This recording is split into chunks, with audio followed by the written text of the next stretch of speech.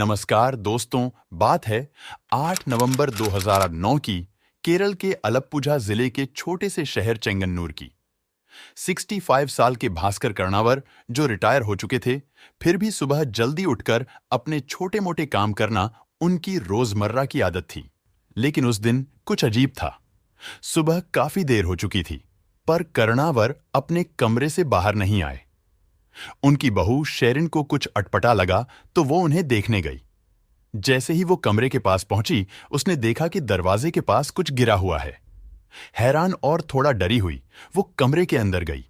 जो उसने देखा, उससे उसके पैरों तले जमीन खिसक गई। कर्णावर अपने बिस्तर पर मृत पड़े थे। हमेशा जिनकी मौजूदगी से कमरा भरा रहता था, आज वहां सन्नाटा पसरा हुआ था। इतना ही नहीं, कमरे में हर तरफ मिर्च पाउडर बिखरा पड़ा था। ये पाउडर सिर्फ जमीन पर ही नहीं, बल्कि कर्णावर के शरीर, लैपटॉप, मोबाइल फोन, घड़ियां और सोने की चेन पर भी छिड़का हुआ था। कमरे की सारी कीमती चीजें गायब थीं। शेरिन ने यह सब देखा तो समझ गई कि उसके ससुर की मौत सामान्य नहीं थी, बल्कि उनकी हत्या हुई थी। घबराई हुई शेरिन ने तुरंत पड़ोसियों को बुलाया और पुलिस को खबर दी। चेंगन्नूर में डकैती और हत्या की ये खबर जंगल में आग की तरह फैल गई। सुबह 9 बजे तक चेंगन्नूर पुलिस स्टेशन में एफआईआर दर्ज हो चुकी थी। पुलिस ने साफ कर दिया कि जो चोरी करने आया था, उसी ने कर्णावर की हत्या भी की। फिर क्या था? पुलिस ने अपनी जांच शुरू कर दी। सिर्फ 10 दिनों में पूरी जांच पूरी हुई और सारे गुनहगारों को गिरफ्तार कर लिया गया। लेकिन केस के आखिर में पुलिस के सामने एक ऐसा राज सामने आया जिसकी किसी ने उम्मीद नहीं की थी। आखिर कर्णावर की हत्या के केस में ऐसा कौन सा अचानक से मोड़ आया? लुटेरों ने कर्णावर की हत्या कैसे की? और पुलिस ने सिर्फ 10 दिनों में इस केस को कैसे सुलझा लिया? आज के इस वीडियो में हम इस चौंकाने वाले केस का पूरा सच जानेंगे। तो चलिए शुरू करते हैं आज का वीडियो। अमेरिका में अपने परिवार के साथ कई साल बिताने के बाद कर्णावर ने सोचा कि अब रिटायरमेंट का वक्त अपने पैतृक गांव में गुजारना चाहिए, तो वे इंडिया लौट आए। उनके पास चेंगन्नूर में एक बड़ा सा विला था, जहां वे अपने बेटे बीनू, बहू शेरिन और पोती ऐश्वर्या के साथ रहते थे। कुल मिलाकर घर में 4 लोग थे। इनके अलावा एक नौकर और ड्राइवर भी घर में रहते थे और कामकाज संभालते थे। शुरुआती जांच में पता चला कि बीनू मानसिक रूप से ठीक नहीं था। जांच के पहले ही चरण में अफसरों ने यह जानने की कोशिश की कि घटना के दिन घर में कौन कौन मौजूद था।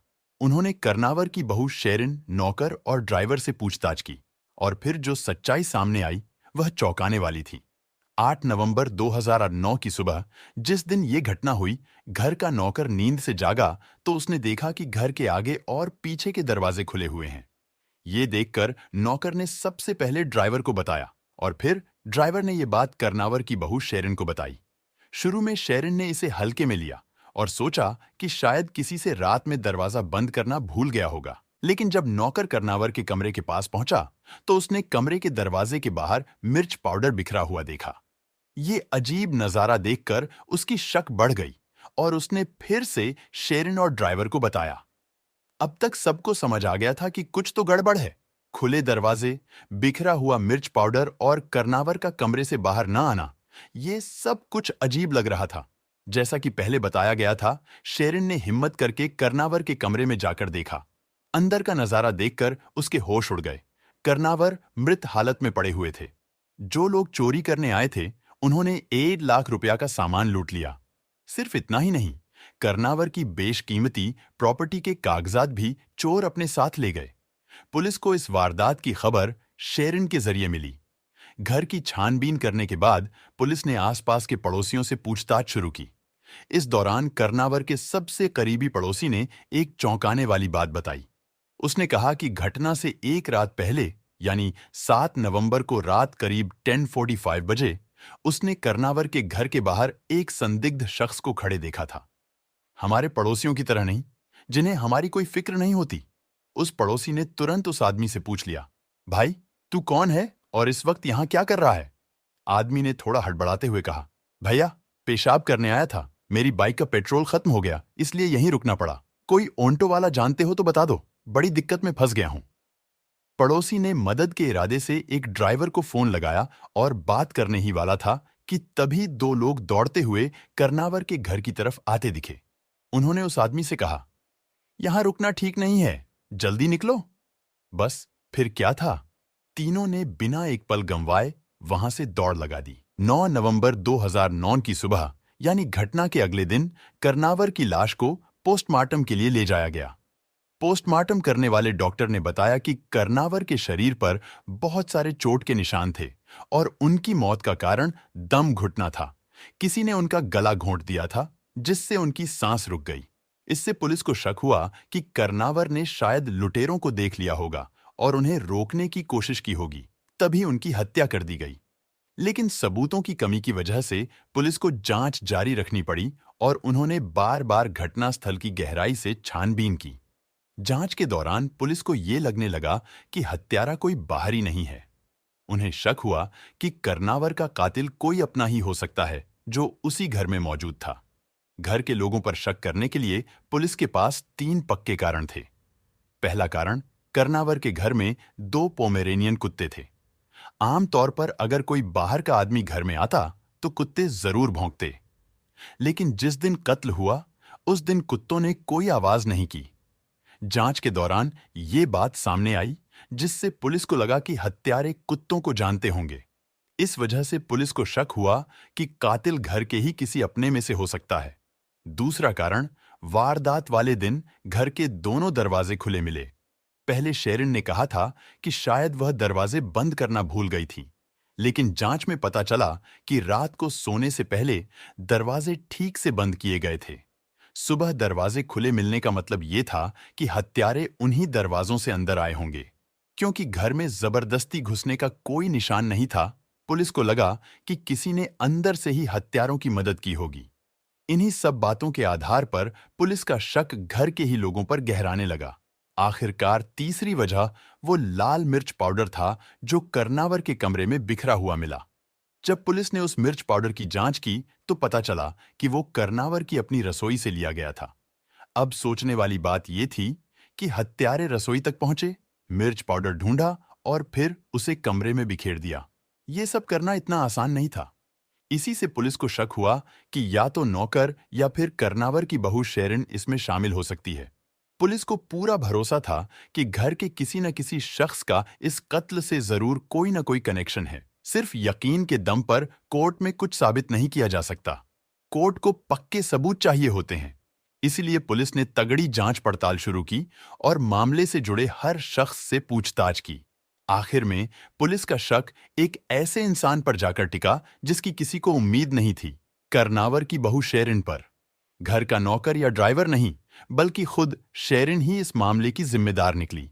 जांच के दौरान सबने एक बात कॉमन बताई, कर्नावर और शेरिन के बीच अक्सर झगड़े और कहासुनी होती रहती थी।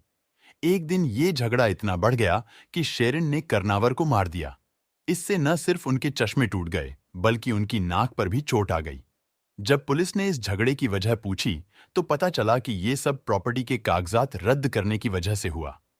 कर्नावर ने प्रॉपर्टी के कागज कैंसिल कर दिए थे, जिससे घर में तनाव बढ़ता गया और आखिर में ये दुखद घटना हो गई। ये कहानी दिसंबर 2008 की है, जब कर्नावर ने अपनी प्रॉपर्टी अपने बेटे बिनू, बहू शेरिन और पोती ऐश्वर्या के नाम करने का फैसला किया। उन्होंने वसीयत पर दस्तखत करके प्रॉपर्टी उनके नाम कर दी। लेकिन सिर्फ 1 महीने बाद जनवरी 2009 में कर्नावर ने कहा कि इस वसीयत की वजह से उनकी जान को खतरा है और उन्होंने इसे रद्द कर दिया। शेरिन बहुत खर्चीली थी और बिनू में इतनी हिम्मत नहीं थी कि वो उसे कुछ कह सके। लेकिन कर्नावर ने शेरिन की फिजूल खर्ची पर कई बार सवाल उठाए। कर्नावर की टोकाटाकी और वसीयत कैंसिल करने से शेरिन के मन में उनके लिए नफरत बढ़ने लगी। एक बार कर्नावर ने अपनी बहन से भी कहा कि शेरिन का रवैया सही नहीं है और वो शायद उन्हें नुकसान पहुंचा सकती है। इतनी बहस और शक के बावजूद कर्नावर ने सिर्फ अपने बेटे बिनू की जिंदगी को बर्बाद होने से बचाने के लिए शेरिन का बर्ताव सहा। लेकिन जब पुलिस ने जांच शुरू की तो घर के नौकर और ड्राइवर ने और भी राज खोले। घटना से 2 दिन पहले यानी 6 नवंबर को पुलिस को पता चला कि शेरिन ने ड्राइवर से स्ट्रेसनिल नाम की नींद की गोलियां मंगवाई थीं। शेरिन के खिलाफ इतने सबूत देखकर पुलिस ने उसे गिरफ्तार कर लिया और पूछताछ के लिए हिरासत में ले लिया। पूछताछ के दौरान शेरिन ने पुलिस के सामने सारा सच कबूल कर लिया और अपनी साजिश का खुलासा कर दिया। शेरिन के दिल में कर्नावर के लिए पहले से ही काफी नफरत भरी हुई थी। उसका पति बीनू मानसिक रूप से कमजोर था और शेरिन का बसित अली नाम के एक आदमी से नाजायज रिश्ता था। कर्नावर के प्रति अपनी नफरत की वजह से शेरिन ने अपने प्रेमी बसित के साथ मिलकर अपने ससुर को मारने की साजिश रची। अपनी योजना को पूरा करने के लिए बसित ने अपने दो दोस्तों निधिन और शानू राशिद को भी साथ में मिला लिया। चारों ने मिलकर कर्नावर को मारने की पूरी प्लानिंग की। 7 नवंबर की रात को जब वारदात को अंजाम देना था, शेरिन ने घर में कोई रुकावट ना आए, इसके लिए पहले से ही तैयारी कर ली। ड्राइवर से लाए गए नींद की गोलियां उसने घर के दोनों पोमेरेनियन कुत्तों के खाने में मिला दी। कुछ ही देर में दोनों कुत्ते बेहोश हो गए।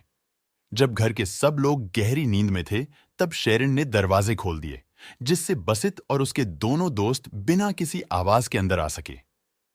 तीनों चुपचाप कर्नावर के कमरे में घुस गए, अपने खतरनाक इरादे को पूरा करने के लिए।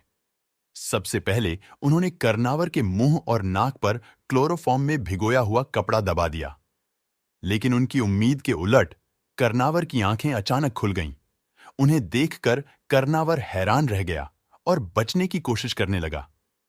तभी बसीत के एक दोस्त ने जल्दी से कर्नावर के चेहरे पर तकिया दबा दिया ताकि वह सांस न ले सके, और दूसरा दोस्त कर्नावर के पेट पर पैर रखकर उसे हिलने से रोकने लगा। फिर बसीत ने तौलिए से कर्नावर की गर्दन कसकर दबा दी। सांस न ले पाने की वजह से कर्नावर तड़पते हुए दम तोड़ बैठा।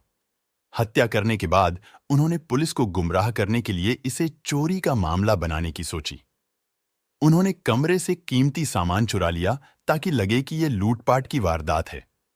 सबूतों से पकड़े जाने या खोजी कुत्तों से बचने के लिए उन्होंने शेरिन से मिर्च पाउडर मंगवाया और उसे पूरे कमरे और कर्नावर के शरीर पर छिड़क दिया। फिर वहां से फरार हो गए। उनकी पूरी योजना बहुत सोची समझी थी।